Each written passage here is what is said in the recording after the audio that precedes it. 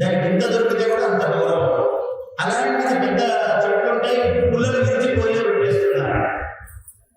అంటే ఇవి ఎక్కువగా కనపడటం వల్ల అనాదరణ.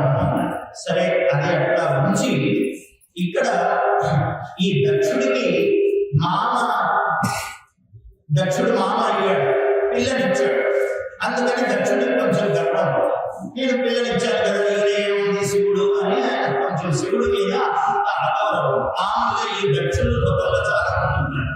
శివుడు అక్కడెక్కడో ఊరు బయట శ్మశానంలో ఉంటాడండి, చూసుకుంటాడండి